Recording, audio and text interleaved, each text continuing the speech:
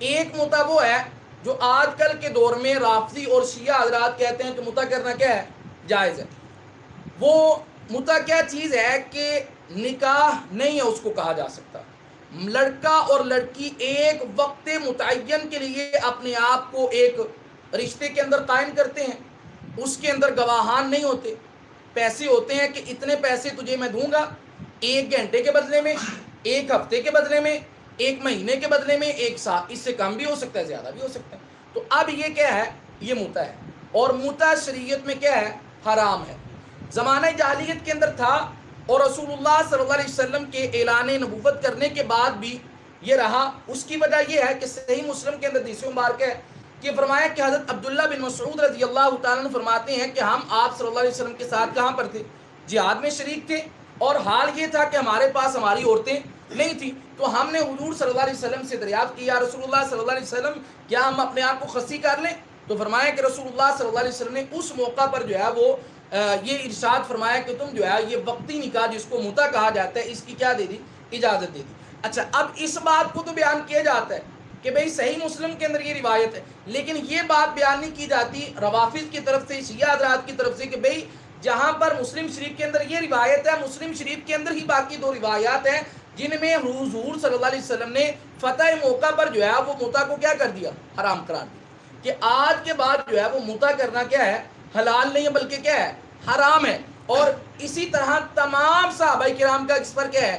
اجماع ہے۔ اور حضرت علی رضی اللہ جن کے نام لے ہوئے ہیں، جن کے نام پر ان کی دکانیں چلتی ہیں، جن کے نام پر یہ سارا کچھ کرتے ہیں، ان کا فرمان عالی شان ہے کہ وہ فرماتے ہیں کہ اللہ کے نبی صلی اللہ علیہ وسلم نے متع کو خیبر کے موقع پر کیا کر دیا؟ حرام کر دیا، اور خیبر کے موقع پر گدھے کے گوشت کو بھی کیا کر دیا؟ حرام کر دیا۔ تو اس لیے پہلے شروع میں تھا، اس کی ایک حکمت تھی، اللہ کے نبی نے اجازت دی تھی، اجازت ہے، بعد میں جب حرام ہو گیا تو یہ حرام ہے۔ چند دن یا چند مہینے پہلے کی بات ہے کہ ایک وہ ارشاد بٹی کر کے ایک بندہ ہے، وہ اس کے یوٹیوب چینل پر جو ہے وہ ایک رافضی شیعہ آیا ہوا تھا، وہ کہہ رہا تھا کہ میں جو یونیورسٹیوں کے اندر، کالجز کے اندر بچیاں پڑھتے ہیں، میری ان سے گزارش ہے کہ آپ کیا کر لو؟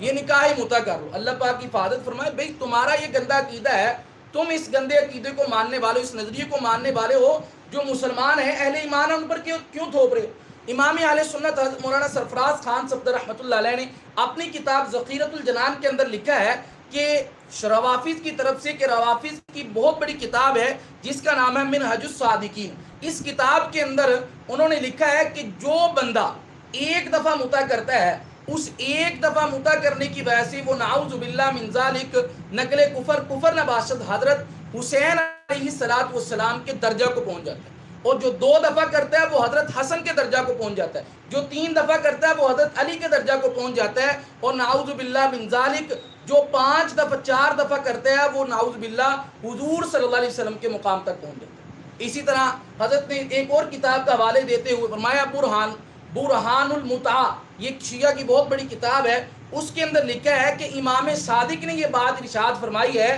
کہ جو بندہ متع کرے اور متع کرنے کے بعد غسل کرے، اس غسل کے دوران جتنے قطرے جو ہے وہ بہیں گے، ایک قطرے کے بدلے اللہ جو ہے وہ ایک فرشتوں کو پیدا کرتے ہیں، اور وہ سارے کے سارے فرشتے جو ہے وہ قیامت تک اس کے لیے دعائیں مغفرت کرتے ہیں۔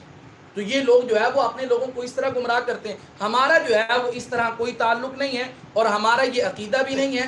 ہم جو ہے وہ نکاح متع کے انکاری ہیں۔ نکاح متع کرنے کا اتنا ہی گناہ ہے جتنا کہ زنا کرنے کا کیا ہے؟ گناہ ہے۔ زنا میں بھی ایسا ہی ہوتا ہے، آپ زنا کے اڈے میں چلے جاؤ، پیسے دو اتنی دیر کے لیے، اتنی دیر کے لیے، جتنا ٹائم بڑھتا جائے گا پیسے بڑھتے جائیں گے، آپ اپنا کام کرو واپس آ جاؤ۔ نکاح متع کے اندر بھی یہی۔ تو اس لیے نکاح متع کی اجازت نہیں ہے۔ یہ جو متعۃ النکاح ہے، یہ ایک کیا کہتے ہیں سلوگن کہہ لو، یا